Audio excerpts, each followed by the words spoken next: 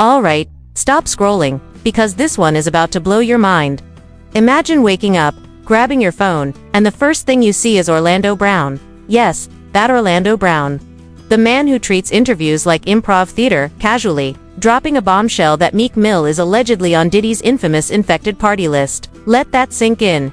Meek Mill, the same guy who built his entire brand on survival, trenches, and motivation, suddenly being roasted online like he was front row at Diddy's so-called freak-off Olympics. Crazy, right? But here's the question. Is this just another wild Orlando Brown freestyle? Or did he accidentally spill some industry tea nobody was supposed to hear? And before you answer, hold up, because just as the internet started clowning Meek, boom, a leaked audio pops up online, supposedly of Meek in a compromising situation with Puff himself. Coincidence? Or carefully timed smear campaign? You tell me. Now here's where it gets even messier. Meek isn't taking this lying down. He's clapping back, dropping cryptic posts, even offering $100,000 to investigate who's pushing this narrative. But the real question isn't just whether he was at those parties. It's why the entire industry suddenly went silent while his name burned. Why him? Why now? And what exactly are they trying to hide? Buckle up, because this story is about to get darker, wilder, and nastier than anyone expected. What made the scandal spiral even further was how quickly the so-called investigative side of social media took over and started piecing together their own theories as if they were uncovering classified secrets. People began dropping supposed leaked reports, screenshots of anonymous messages, and even fake DMs from insiders who claimed they knew the truth about what went down at Diddy's parties. One viral post claimed to have an inside source describing Meek being chauffeured to a mansion in Miami during one of the wildest weekends of 2023 with the caption that the guest list was top secret and security was tighter than a White House gala. The post even went as far as saying phones were confiscated at the door and that anyone caught filming was allegedly escorted out by men in black suits. The comment section exploded with speculation. Some people swore they had heard about this before, others claimed the story fit perfectly with the lawsuit filed by Lil Rod, and suddenly the internet was treating these anonymous accounts as gospel truth because the juicier the story sounded, the faster it spread. And that is the law of viral scandals in 2025. On top of that, another supposed leak started making the rounds where a blurry photo allegedly showed Meek Mill sitting in the background of one of Diddy's notorious all-white parties, and although the image quality was terrible, grainy, and almost impossible to verify, fans latched onto it with captions like "caught in 4K", and once the jokes started, they never stopped within hours. Meme pages turned that one blurry frame into countless edits, placing Meek in every famous party scene from Hollywood movies to sitcom crossovers. One edit had him sitting awkwardly next to Tony Montana during the Scarface Coke Mountain scene. Another had him hiding in the background of a Game of Thrones orgy meme after meme painted him as guilty without a shred of actual evidence, and the absurdity of it only made it trend harder because people were not consuming news. They were consuming entertainment, and Meek had unwillingly become the star of the most ridiculous show on the internet. At the same time, blogs began inventing so-called investigative details to keep the clicks rolling. One platform published an article claiming that financial records linked Meek to Diddy's event planning company, suggesting he had invested in the brand behind the infamous parties. The report showed redacted bank slips with questionable sources, and while no one could prove they were real, it did not matter. The mere suggestion was enough to plant doubt in the minds of casual readers who were scrolling fast and did not bother to check facts. Other sites claimed they had spoken to anonymous security staff who described nights filled with reckless indulgence and celebrity names being whispered behind closed doors. One even quoted a supposed bodyguard saying once the lights went out, you would not believe who was in the room. And guess whose name always popped up? Meek Mill. The public reaction was both brutal and fascinating at the same time. Some fans doubled down on supporting him, claiming this was clearly a smear campaign to silence a powerful black voice in hip-hop. Others, however, reveled in mocking him, quoting his lyrics back at him with twisted meanings. One trending tweet said dreams and nightmares, but mostly nightmares, at Puff's house. Another said he used to pray for times like this to freak off like that. The trolls were merciless, and Meek's attempts at defending himself often backfired because instead of calming the storm, they gave people new material to play with. When he insisted that bots were being used to target him, people joked about him fighting Skynet. When he offered $100,000 to investigate, people mocked him as if he was auditioning for his own true crime documentary. It was not just fans playing detective, though self-proclaimed industry insiders started dropping their own takes and fueling the drama. One YouTuber claimed he had spoken to a former music executive who said Meek had been seen leaving Diddy's house multiple times in the early morning hours and described the scene as a frat house on steroids. Another supposed insider said Rick Ross himself knew everything and was keeping quiet to protect his own bag, even though that exact line had already been thrown out by Orlando Brown during his chaotic no-jumper rant. These recycled claims were enough to convince some people that where there is smoke there must be fire, and soon mainstream gossip outlets that usually ignored Orlando Brown were picking up the story and packaging it as serious content.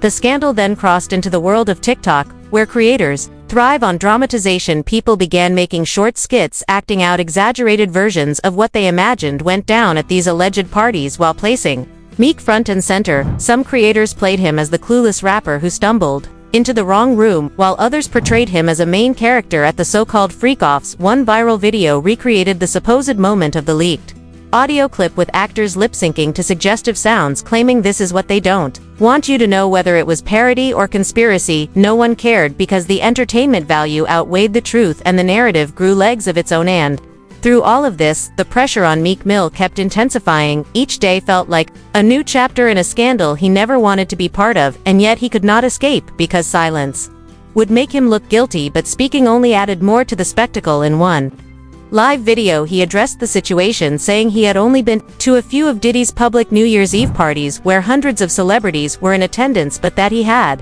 never in his life attended any freak-off or secret gathering that people were whispering about. His voice cracked with frustration as he insisted he always rolled with his crew and never alone, yet even his attempt to be transparent became another clip ripped out of context. Blogs reposted it with captions like he sounded nervous or why explain if you're innocent, and just like that the internet doubled down again, turning his defense into evidence. The fascinating part is how quickly the narrative shifted from whether Meek Mill was guilty of anything to how he was handling the accusations. People stopped caring about the original Orlando Brown interview or even the lawsuit connections, and focused entirely on dissecting Meek's every move, his frustration, his tone, his choice of words.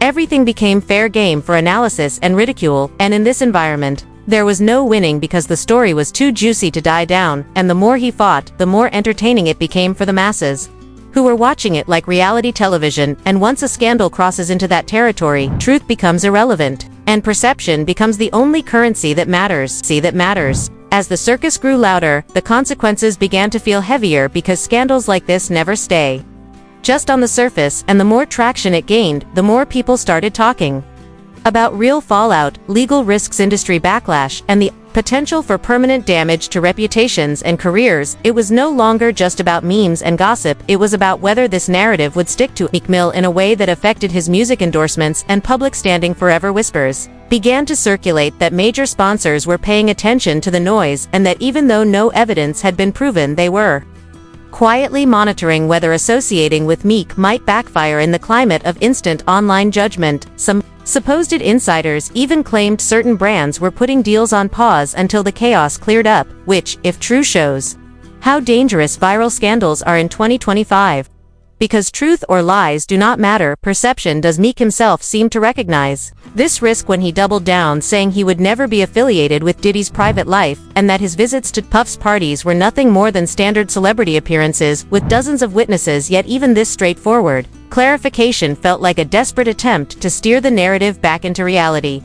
While the internet kept pulling it toward fantasy, then came the chatter about possible government interest in the broader Diddy scandal, with fans speculating that if federal eyes were already on Puff's finances and lawsuits, then anyone mentioned in connection to his alleged freak-offs might get dragged into questioning whether they were involved or not. One viral thread insisted Meek could be subpoenaed just because his name was floating around online, even if there was no evidence at all. And while that kind of claim was exaggerated, it still fueled the paranoia and made the whole thing sound bigger than just internet chatter. Suddenly people were talking about federal probes and sealed indictments as if this was some massive criminal conspiracy instead of messy celebrity drama, and that shift in tone made the stakes feel sky-high. People were no longer joking about memes, they were talking about possible jail time, reputations collapsing, and careers ending overnight. Meek tried to flip this narrative into a lesson about the dangers of false accusations.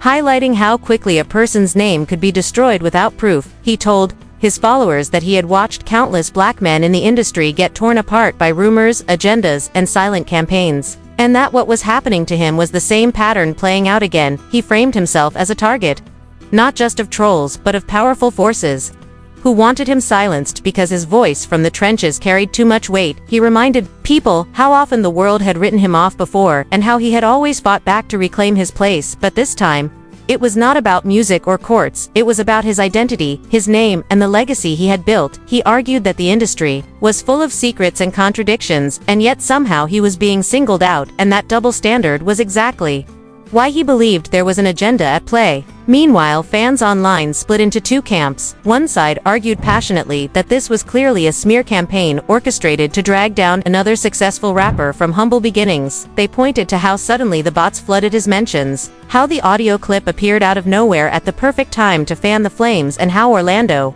Brown of all people became the messenger, as if the chaos was planned from the start. The other side, though, refused to give him a pass, insisting that, if there was nothing to hide, he would not be reacting so aggressively, and that the pattern of half-denials, cryptic posts, and over-the-top challenges made him look guilty, even if he was not. Both camps clashed daily in comment sections, live streams, and Twitter spaces, keeping the scandal alive with endless arguments, as if they were debating a murder trial when in reality, it was a mess of speculation and exaggeration. The ripple effects stretched beyond just Meek, because the more people debated his innocence, the more attention returned to Diddy and the lawsuits stacking against him. Meek's name became a gateway for new theories about what really happened behind the walls of those lavish parties, with users claiming dozens of celebrities had to be involved, and that the silence of the industry was proof that everyone was protecting each other. Some even predicted that if investigators really dug into it, more names would explode into the public arena, and Meek might just be the first domino to fall. The idea of an entire secret guest list of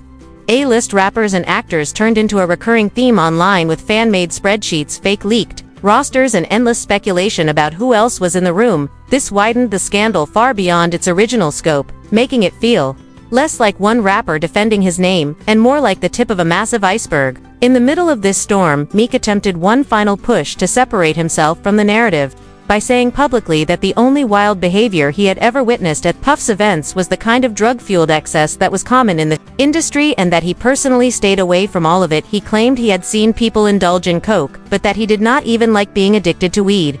So there was no way he was entangled in the darker stories being told around Diddy alleged freak-offs. It was meant as a clean line between what he had observed and what he had participated in, but of course the internet twisted that to some mocked him for bringing up coke at all, saying it only made the parties sound sketchier. Others said his attempt at honesty still looked like damage control, no matter how he framed it. The truth is that once a scandal like this reaches critical mass, there is no escape. The rumors take on a life of their own, and every denial, every explanation, every attempt at damage control becomes part of the show. Meek may have been fighting to protect his legacy, but the spectacle had already consumed him. People were less interested in facts, and more interested in watching him squirm, because in the court of public opinion, guilt is entertaining, innocence is boring, and the longer he fought, the louder the fire grew. By this point, his challenge to hire investigators became less of a serious strategy and more of a punchline, with people laughing that he was paying $100,000 to prove what he could not prove. With his own words, it turned into content fuel for podcasts, blogs, and late-night threads that dissected his every move. And when you zoom out on the whole situation, the most unsettling part is not whether Orlando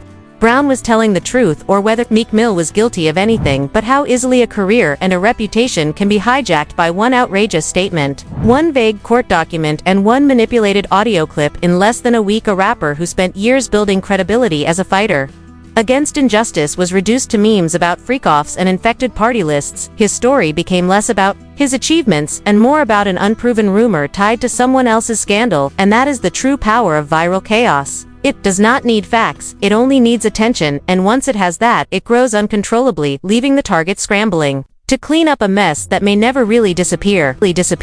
And now here we are standing at the edge of one of the wildest scandals the industry has ever seen, and the only question left is, what do you believe? Because in a world where rumors spread faster than the truth, where one outrageous statement can erase years of hard work, and where the internet decides guilt before the courts even blink, it is up to the audience to separate fact from fiction. Is Meek Mill the victim of a brutal smear campaign designed to silence him, Or is this the beginning of a much larger truth that the industry is desperately trying to bury? Why did Orlando Brown throw his name into the fire so casually, and why did the clip hit the internet with such perfect timing, coincidence, or strategy? You tell me. The only thing we know for sure is that this storm is not over, and the fallout is only beginning. So if you want to keep up with every twist, every leak, every mysterious connection, and every explosive revelation, then you already know what to do. Smash that like button, drop your theories in the comments, and subscribe right now, because the story is only getting darker. And you will not want to miss what comes next.